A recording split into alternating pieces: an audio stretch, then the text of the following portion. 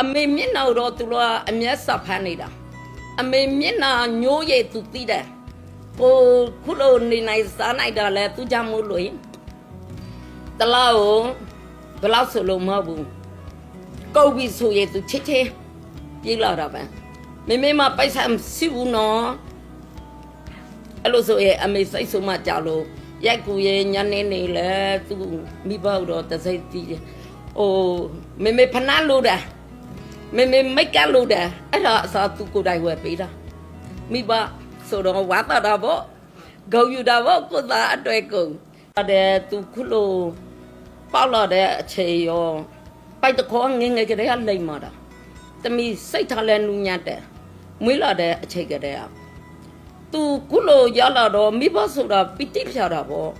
ပီတိလောင်ဖြာတာတော့ပြောပြလို့မတတ်ဘူးတခုစီတာသူပေါက်လာတဲ့အချိန်မှာမိဘသူကပက်ထားတယ်မိဘအပေါ်မှာသူမသိဘူးဆိုရတော့ဒါအတူလို့ကဲ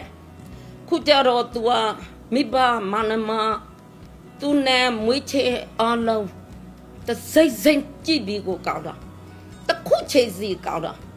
ကိုကဘာလုပ်ပေးရမလဲညီရောဘာလုပ်ပေးရမလဲမေမေအမေမျက်နှာတော့သူကအမျက်စဖမ်းနေတာအမေမျက်နှာညိုးရည်သူသိတယ်မေမေဘာဖြစ်ချင်လဲမေမေဘာပြောချင်လဲမပြောဘူးစိတ်ဆိုးတယ်အဲ့လိုနေတာအတရားတစ်ခါခါအဲ့လိုဆိုသူတို့မနေတတ်တော့ဘူးအဲ့တော့သူတို့အဖြေစားတယ်မေမေကဘာဖြစ်ချင်လဲဖြစ်အောင်လိုက်လုပ်ပေးတယ်အဲ့လိုပိုက်တခေါ်တော့တော်တော်လိမ့်မခဲတယ်တမီသူခုလိုပေါက်လာတော့လဲအတိုင်းမသိဘောတမီရမိဘဆိုတော့ဝါတာတာပေါ့ဂုံယူတာပေါ့ကိုသားအတွေ့ကုန်ကိုခုလိုနေနိုင်စားနိုင်တာလဲသူကြောင့်မို့လို့တလားကိုဘယ်လောက်ဆိုလို့မဟုတ်ဘူး